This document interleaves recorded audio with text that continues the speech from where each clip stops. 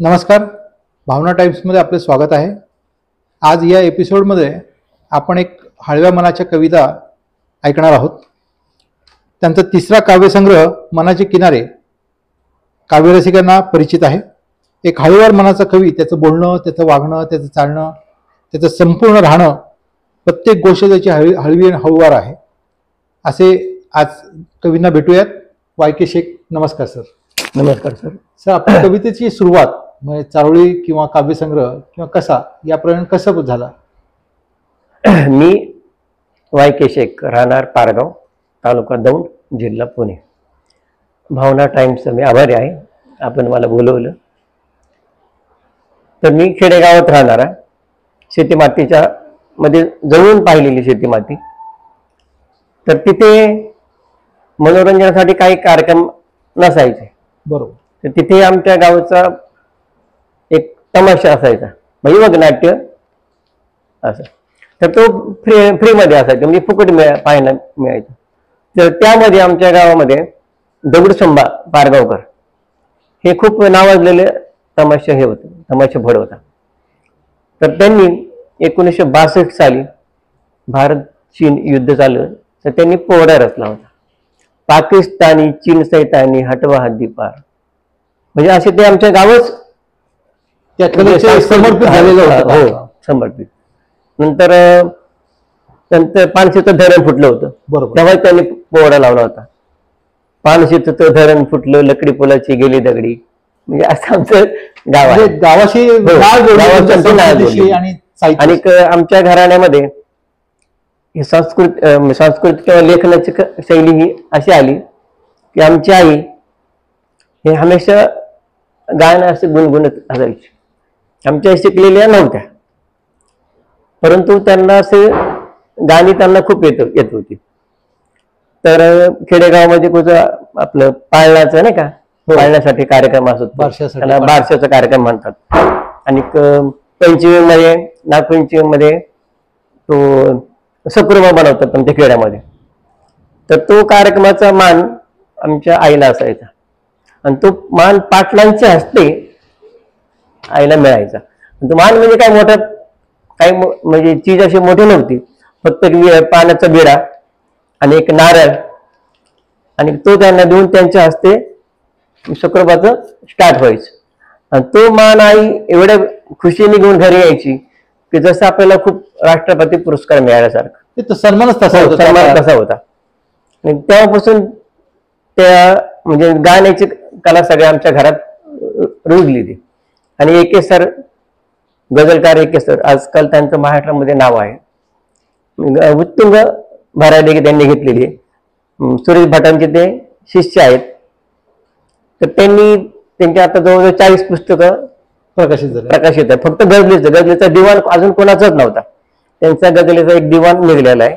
आत्ता दुसरा गझलेचा दिवाण पण झालेला आहे प्रकाशित. त्याच्यानंतर आमचे दुसरे 2 नंबर बंधू YK शेख, ते चिंचवडला असतात, ते पण लिहितात, त्यांचे पण पुस्तक प्रकाशित आहेत. नंतर समीर शेख म्हणून आमचे मोठ्या बंधूंचे चिरंजीव, ते पण गझलकार आहेत, कवी आहेत ते पण. आणि मी एक YK शेख, आणि आमची मुलगी डॉक्टर शबाना शेख, ती पण लिहिते. असे आमच्या घरामध्ये 5 जण सर्व कवी आहेत. तुमचं कुटुंबच याला समर्पित आहे. तर आमच्या गावामध्ये शेती माते ते सगळे मुंबईला राहिले. बरोबर.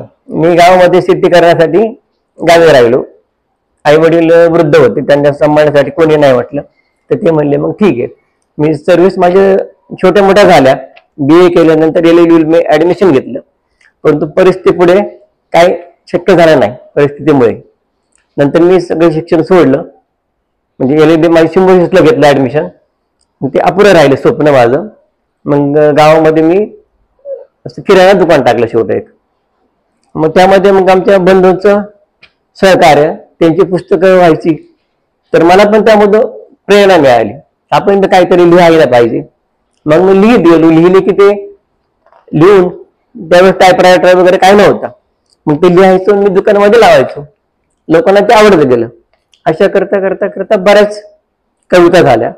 नंतर ते म्हणले आपण शेख सरांना दाखवल्या. त्यांना जे आवडल्या, जे पॉझिटिव्ह होत्या त्या त्यांनी फक्त घेतल्या, निगेटिव्ह त्यांनी सोडून दिल्या. म्हणले असं लिहायचं नसतं. आपल्या लिखाणामुळं समोरच्याला प्रेरणा मिळायला पाहिजे. प्रेरणा मिळाल. मुलगा रडला तर त्याला कुणी घेत नाही, त्याची वाहवा कुणी करत नाही, पण हसऱ्या मुलाला सगळेजण घेत असतात. काय व्यक्त व्हावं हो. हे तुम्हाला कळलं. हा, त्याला म्हणजे ते तसले बिलकुल लिहायचं नाही, कधीही लिहायचं नाही. तर फक्त बी पॉझिटिव्ह असंच लिहायचं. मग त्यांनी ते सिलेक्ट केले आणि त्यांनी त्याच्यावरती परत डागडुजी केली, व्याकरण वगैरे संपूर्ण पाहिले. त्यांना जे आवडलं ते ठेवलं. नंतर त्याचे पैसे सुद्धा त्यांनी घेतले नाही माझ्याकडनं. म्हणले नाही, तुझा काव्यसंग्रह मला अभिमान आहे. तर त्यांनी तोच प्रकाशन त्यांनी संपूर्ण खर्च केला. आपले पुण्याचे महाजन प्रकाशन त्या ठिकाणी ते प्रकाशित म्हणजे छापलं. नंतर आपल्या पनवेलमध्ये मोठ्या दिमागदार पद्धतीने त्याचा कार्यक्रम म्हणजे प्रकाशन सोहळा झाला. नंतर माझा दुसरा एक पहिला फुलवरा निघाला, नंतर मनाचे किनारे आहे, नंतर चांदण फुले, अशी 3 काव्यसंग्रह प्रकाशित आहेत. सर, हे लिहित असताना तुम्ही काही अलग केलेले आहेत? हो, त्या संदर्भात हो. एखादा अलग तुम्ही? हो, अलग पण लिहिलेत मी.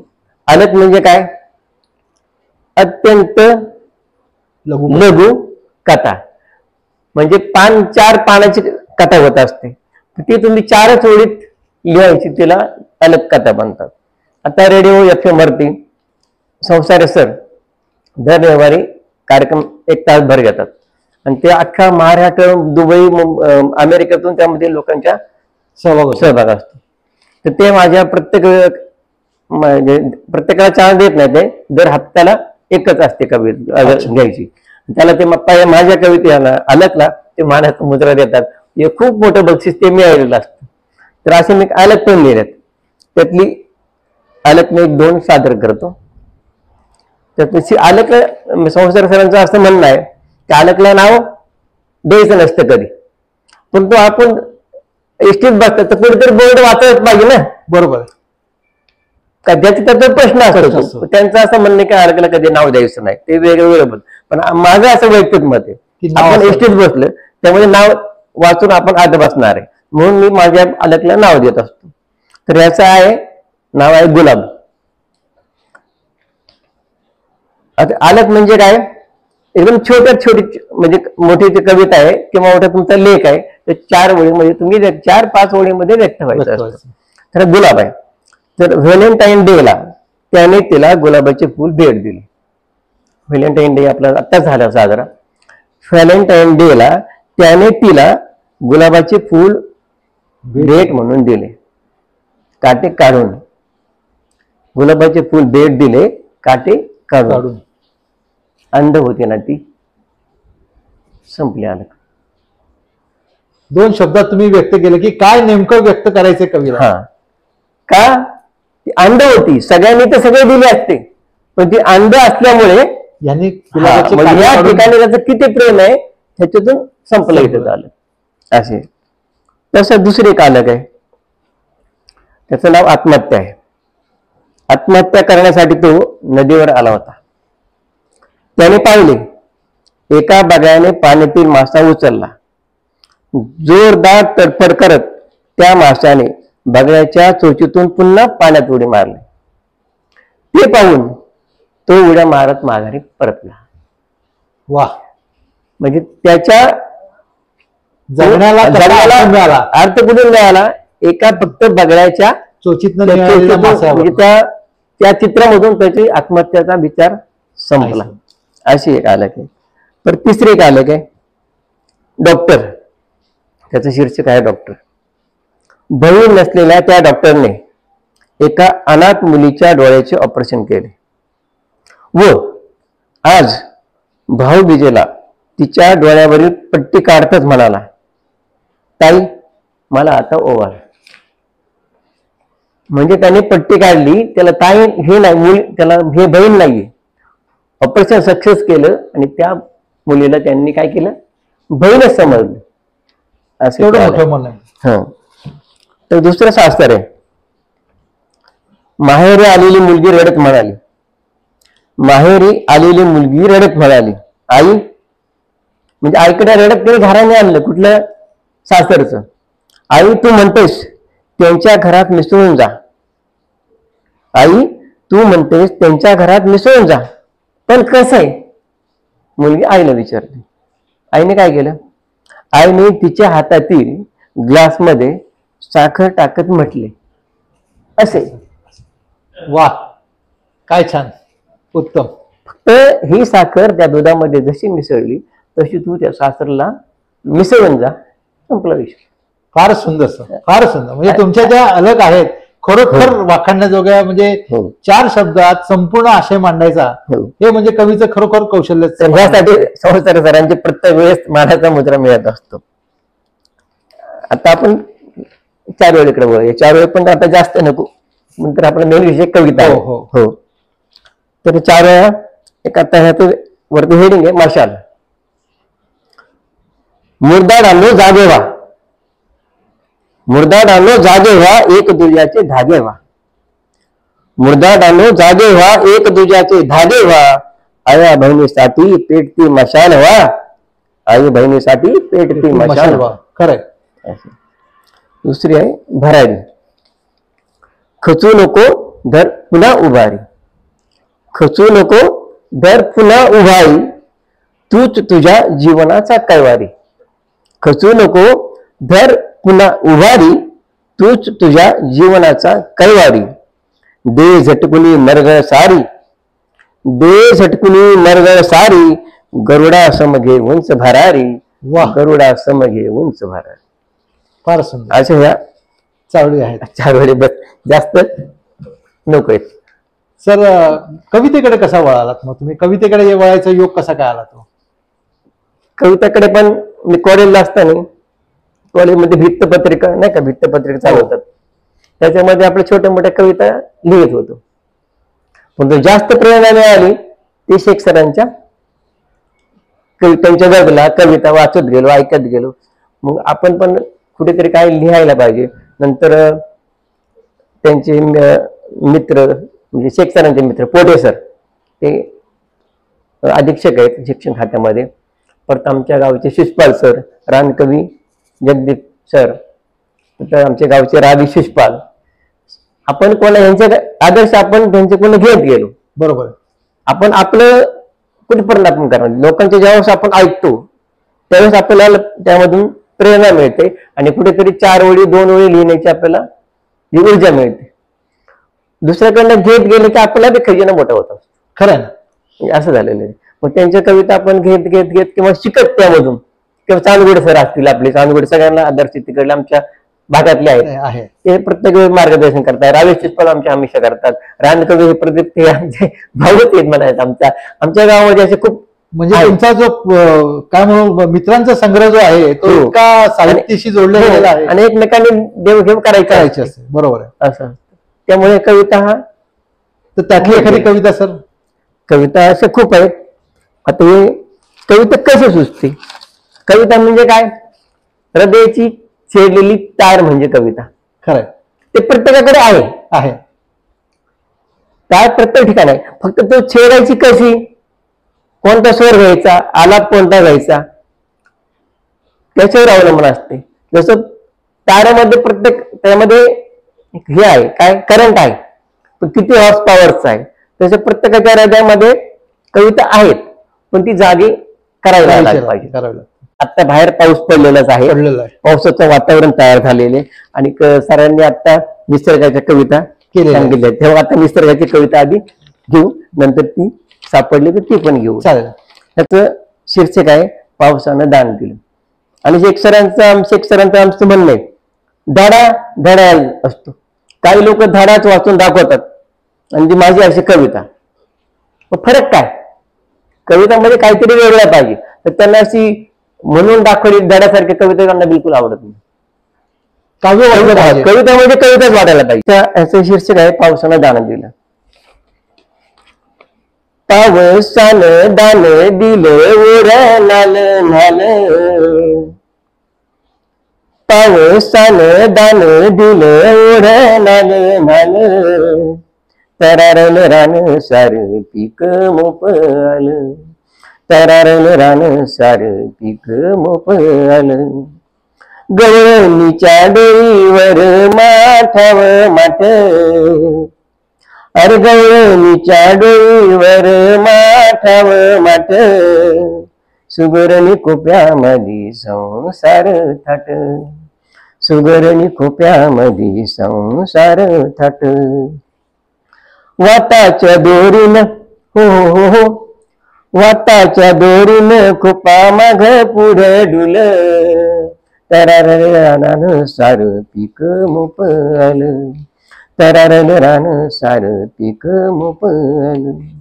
मोत्यावानी सजल्या ती जोंधळ्याची ताट, अरे मोत्यावानी सजल्या ती जोंधळ्याची ताट, ताट अडकडईचा नवारी थाट, ताट अडकडईचा नवारी थाट. बेंदराच्या साला हो हो हो हो, बेंदराच्या साला घेऊन बैलांना झुल, तरारल रान सार पीक मोप आलं, तरारल रान सार पीक मोप आलं. दही दूध तुपाचा वरशी केला माठ, दही दूध तुपाचा वरशी केला माठ, विहिरीचं पाणी खुळ आलं काठो काठ, विहिरीचं पाणी खुळ आलं काठो काठ. भलरी गाऊया हो हो हो, भलरी गाऊया दादा झालं सार भल, तरारल रान सार पीक मोप आलं, तरारल रान सार पीक मोप आलं. कष्ट करी मवाळाचा चिकाटीचा पोळा, अरे कष्ट करी मवाळाचा चिकाटीचा पोळा, एकीनेच लाख लाख जीव केलं गोळा, एकीनेच लाख लाख जीव केलं गोळा. जीवनाचं गणित हो हो हो हो हो, जीवनाचं गणित सांगे करून खुल, तरारल रान सार पीक मोप आलं, तरारल रान सार पीक मोप आलं. पावसानं दान दिलं उडनाल नाल, तरारल रान सार पीक मोप आलं. लाला लारा लारा लारा लारा लारा लारा. फार सुंदर सर, फार सुंदर. म्हणजे हे काव्य असं वाटलं की जसं काय एखाद्या फिल्म मध्ये आपण एखादं गाणं ऐकतोय त्यासारखंच जाणवलं असं. हो म्हणजे स्वतः खेड्यामध्ये जे आहे वास्तवचित्र ते जसं सरांनी वनवा आपल्या समोर ठेवला जंगलातलं, हो तसं हे निसर्ग आपल्या समोर ठेवायला पाहिजे आपण. बरोबर. असं त्याच्यामध्ये चित्र आहे. सर तुम्ही कविता करताना जात धर्म सर्व बाजूला ठेवून कविता केलेल्या आहेत. तर काही कविता तुमच्या अशा आहेत की ज्या म्हणजे जीवनातल्या काही म्हणजे आपण प्रसंगांवरच्या आहेत. उदाहरणार्थ पाडवा किंवा मंदिर ह्याच्यावर तुम्ही कविता केलेल्या आहेत. तर त्यातली एखादी कविता आम्हाला ऐकायला मिळाली तर बरं होईल. हो, मी सगळ्या प्रकारच्या कविता लिहिलेल्या आहेत. म्हणजे प्रत्येक राखीवरती आहे, पाडवा आहे, रंगपंचमी आहे, प्रत्येक देव पंढरी वगैरे सगळ्या याच्यावर कविता लिहिल्या आहेत. एक पंढरीची एक कविता म्हणजे भावगीत आहे, भावगीत सादर करा सर. त्याचं शीर्षक आहे पंढरी. पंढरीचा विठ्ठल तू रुक्मिणी माऊली, तुझ्या दारी जो जो आला पंढरी पावली, पंढरी पावली. पंढरीचा विठ्ठल तू रुक्मिणी माऊली, तुझ्या दारी जो जो आला पंढरी पावली, पंढरी पावली. मनात बसली तुझी ओंकार भावना, तुला पाहता येईल आकार जीवना. आंधळ्यास दृष्टी दिली हो, आंधळ्यास दृष्टी दिली पक्षान सावली, तुझ्या दारी जो जो आला पंढरी पावली, पंढरी पावली. पशु पक्षावर ही केले प्रेम जीवा पाडतो, जीवा शिवा भेटीसाठी झाला आषाढ तू. मुंगी मुखी साखर दिली हो, मुंगी मुखी साखर दिली कुणाकडू भाबळी, तुझ्या दारी जो जो आला पंढरी पावली, पंढरी पावली. तुझ्यासाठी सोडून आलो सारे घरदार रे, तुझे नाम घेत बसलो असा बार बार रे. रेड्या मुखी वेद बदुनी हो, रेड्या मुखी वेद बदुनी नवलाई बोलली, तुझ्या दारी जो जो आला पंढरी पावली, पंढरी पावली. तुझा ध्यास घेऊन सोडले गणगोत रे, तुझा भास होऊन फिरलो रानमाळ रे. बिकट घाटाची वाट हो, बिकट घाटाची वाट शिंगरूबान धावली, तुझ्या दारी जो जो आला पंढरी पावली, पंढरी पावली. वाळवंट तापलेले खाली पाणी जार रे, तुझे नाम घेता घेता नाव झाली पार रे. तुकयाची गाथा कशी हो, तुकयाची गाथा कशी इंद्रायणी तारली, तुझ्या दारी जो जो आला पंढरी पावली, पंढरी पावली. पंढरीचा विठ्ठल तू रुक्मिणी माऊली, तुझ्या दारी जो जो आला पंढरी पावली, पंढरी पावली, पंढरी पावली. फार सुंदर सर. अक्षरशः म्हणजे आता तुम्हाला सांगतो, पंढरी समोर बसून अक्षरशः ते गाणं ऐकतोय आणि तल्लीन झालोय, या प्रकारची भावना निर्माण झाली. आणि तुमच्या कवितेने खरोखर अख्ख्या समाजाला वेळ लागेल अशी ती कविता आहे सर. अशाच प्रकारच्या आणखीन काही कविता तुम्ही केलेल्या आहेत? कविता सर खूप आहेत, त्यासाठी आपल्याला वेळ सुद्धा पूर्ण नाहीये. काय आता त्यातल्या एक निवडक काही कविता आम्हाला ऐकायला तुमच्या समोर मांडायला तुम्ही मांडल्यात, फार आनंद होईल सर. आता ह्या दुसरी कविता आहे, संसाराची बैलगाडीचं नाव आहे. बर. जीवनिया सखे करू थोडी तडजोड ग, संसाराची बैलगाडी हळूहळू ओढ ग.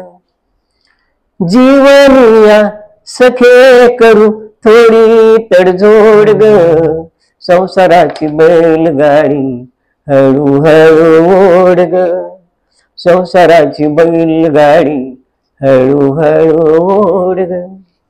मन मिळावू तू कनवाळू आब या घराची, संगीनी तू मर्दानी तू आख या चाकाची.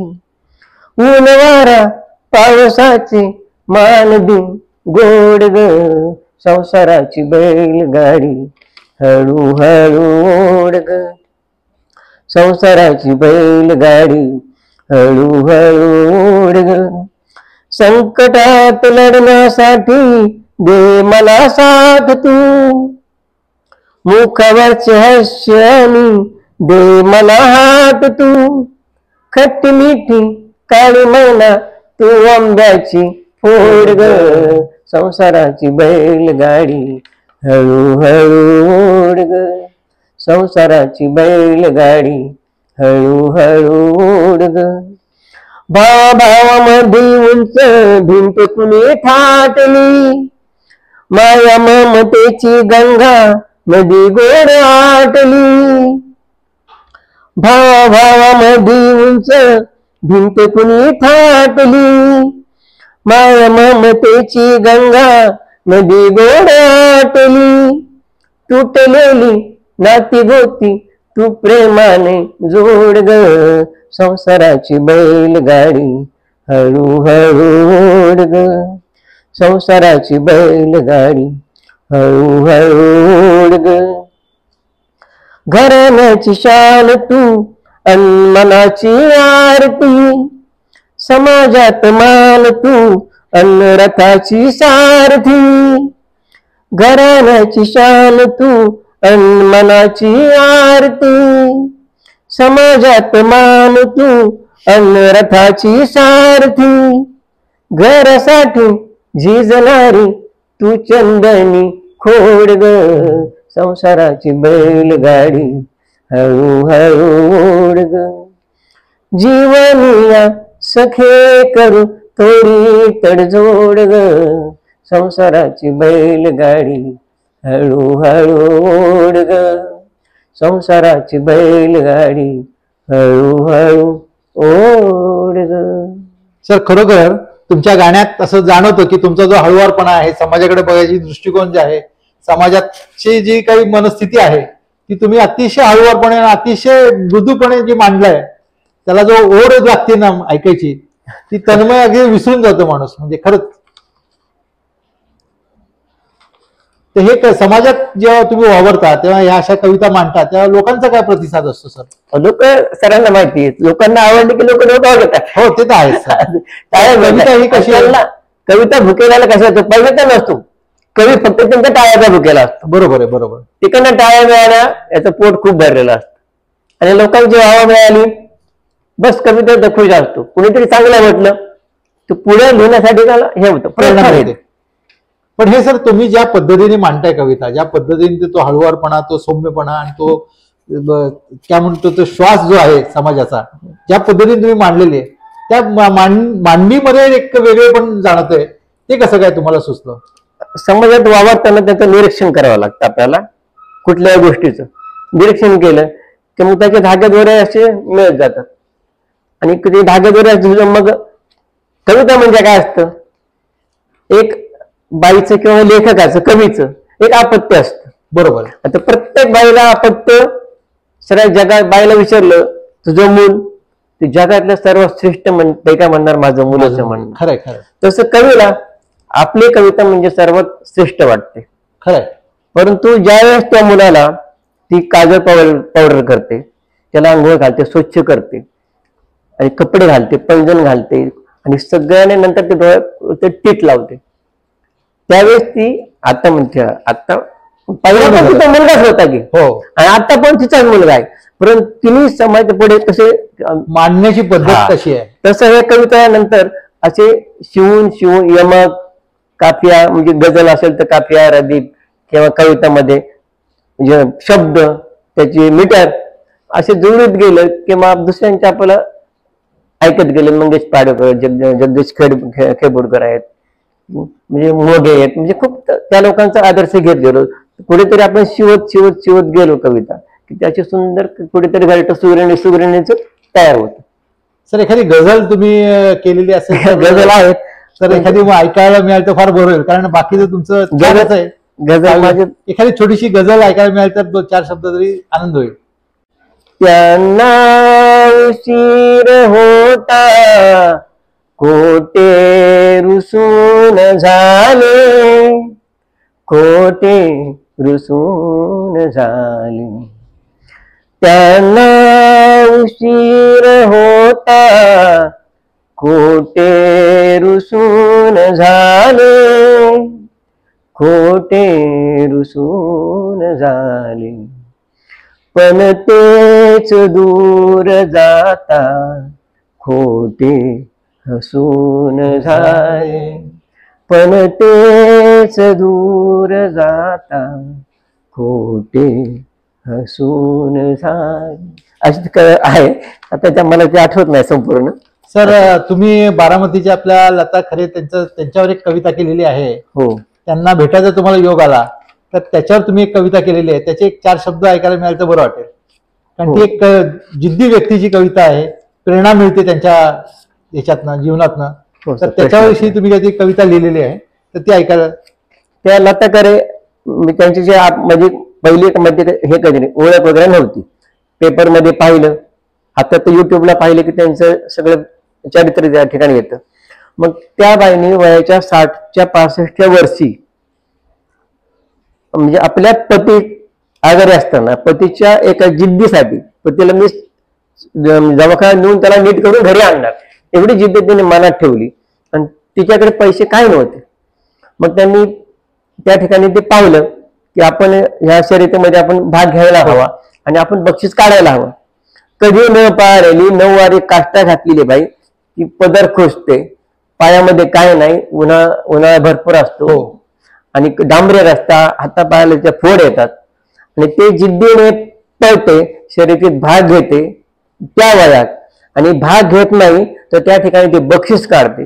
त्यांच्या जिद्दीला सलाम करून मी माझ्या या पुस्तकामध्ये एक कविता, दीर्घ कविता आहे ती, तर त्यांची मी फक्त 4 शब्द जरा 4 ओळी त्यातल्या सांगतो. महाराष्ट्राचं एक गाव, महाराष्ट्राचं एक गाव, बुलढाणा त्याचं नाव, लता भगवान करे तिची कहाणी ऐका बरे, लता भगवान करे तिची कहाणी ऐका बरे. ती करी शेतात खुरपणी, ती करी शेतात खुरपणी, पती गवताच भार आणि एक मूल असं गोजीर, कसा बसा चाल संसार, एक मूल असं गोजीर, कसा बसा चाल संसार. पती अचानक आजारी, झाडपाल्याचा काढा करी, फरक पडला नाही तरी डोळा मागे देव दरबारी. झालं निदान कॅन्सरचं असं, तिला वाटलं लागन पिस, कुपवाच्या धान्या पायी डोरलं मोडलं सुचेना काही. तिची नजर बारामतीवरी, तिथं होत्यात रोगी बरी, गेली इस्पितळात स्वारी, वधी सारी हकीकत खरी. ऑपरेशनला खर्च 5 लाख, सपार विकून आलं लाख. ती मनी विचार करी, गेली चहा पियाट परी, टेबलावरी पेपर 10, जो तुम्हाने बातमी पहा. पळण्याची शर्यत होती, 5 लाखाची बक्षीस होती, सकाळवा बिस्तरवर पळण्याचा केला निर्धार. जाय जीवावर उदार, मन मीच हो जिंकणार. रातभर लागला नाही डोळा, दिसे मैदानावर सोहळा. सांग पोटाच्या खळग्याला, वडापाव खारे पोळा. धान्याला दूध पाजलं, पोराच्या हवाली केलं, कुंकू लावून कपाळी, म्हणे आणते औषध गोळी. नशिबाचं तांबड फुटलेलं, मैदान गच्च भरलेलं, उभ्या दूर देशीच्या पोरी, त्यांच्या बुटाला लावून दोरी. नाही चप्पल पायात, म्हणे जिकल मी शर्यत, पद खोचला 9 वारी, हसली सारी नारनारी. असल्या अवतारावरी कुणी पाहिना घडी बरी. तिने 9 वारी त्याची साडी घातलेली होती. असल्या अवतारावरी कुणी पाहिना घडी बरी, पळण्याची घंटा झाली, सारी पळाली भरभारी. जीव खाऊन ती पळाली, जीभ घशा माग वळाली, तिने घेतला पाण्याचा घोट, दिसे धनी झाल्याला नीट.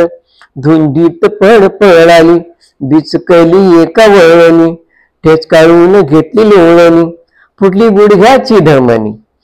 तिने केला देवाचा धावा, आतून आला बोलावा, नका जाऊ धनी हो गावा, मी घेऊन येते दावा. उन्हाने अंग तापलं, तन घामानी भिजलं, पुरी लागल्या बसाया, बाई लागली तापाया. तळव्याला आलं हो फळ, म्हणे हे बा मानून गोड. आज राख माझी शान, तुला देईन तेलाचा मान, तुला देईन तेलाचा मान. शेवटची निशाणी आली, लता जिद्दीला पेटली, ती धाव धाव धावली आणि रेषा पार केली. तिने शर्यत हो जिंकली, टीव्हीवर बातमी आली, पेपरात फोटो सहित, रात रात स्टार हो झाली. पैशाचा पाऊस पडला, धान्यावर विलाज केला, पैशाचा पाऊस पडला, धान्यावर विलाज केला. ताई सांगते सर्वांना, करू नका कुणाचा हेवा, जिद्द मनात कायम ठेवा. करू नका कुणाचा हेवा, जिद्द मनात कायम ठेवा, जिद्द मनात कायम ठेवा, जिद्द मनात, जिद्द मनात, जिद्द मनात कायम ठेवा. फार सुंदर सर. ही कविता म्हणजे त्यांच्या लाईव्ह म्हणजे संपूर्ण ते त्या क्षणाचं जे चित्रीकरण तुम्ही केलेलं आहे अतिशय जिवंत वाटतं. म्हणजे असं वाटतं की आपण तो क्षण बघतोय, अनुभवतोय, त्यांच्या बरोबर आपण आहोत. हो, त्यांच्या दुसऱ्यांनी आदर्श घ्यायला पाहिजे, त्यासाठी ती कविता लिहिली आहे आणि त्या अक्षरशः त्यांना मी दिलेली स्वतः बाहेर दिली. खरोखर ती तुमची कविता सुद्धा त्यांच्या जिद्दीला सलामच आणि तुमच्याही कवितेला सलाम की तुम्ही त्यांच्या जिद्दीचं जे वर्णन केलेलं आहे त्या हुबेहूब असं वाटतं की आपण ते क्षण अनुभवत आहेत. सर पुढची कविता. आता निवडणुकीचा काळ आलेला आहे. हो काय निवडणुका चालू आहेत. हो आणि त्याच्याशिवाय पूर्णत्व नाहीये.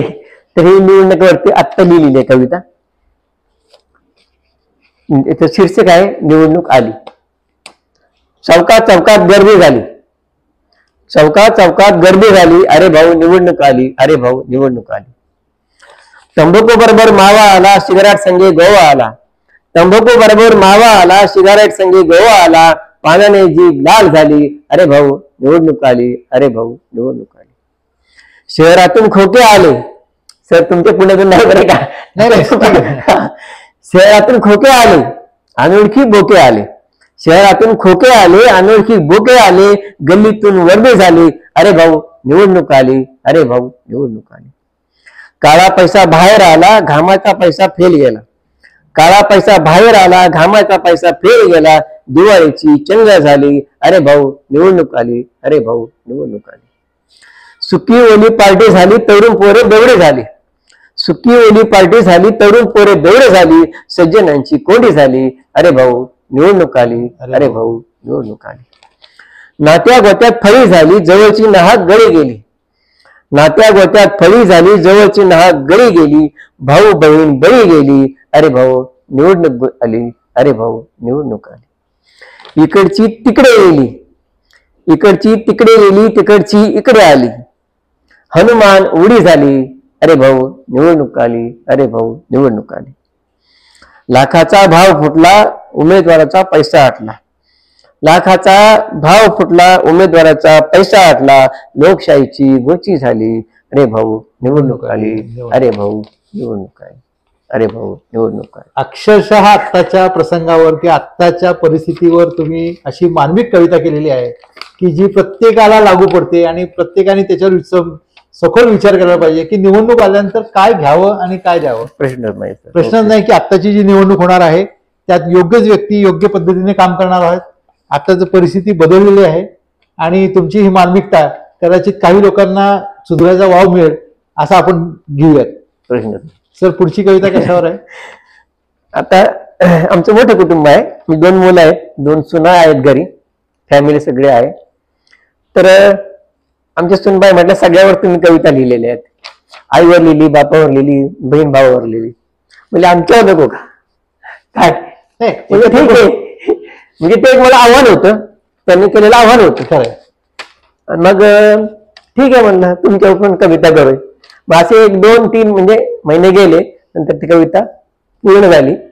मग ती आता आपल्या सादर करीत आहे. तिचं शीर्षक आहे माझी सून. माझी सून माझी सून पुनवेच रे चांदन. माझी सून माझी सून पुनवेच रे चांदन. सुखी ठेव देवा तू रे मला दिलेलं आदन. माझी सून माझी सून तिच्या जागण्याने रोज सजे अंगणी सकाळ.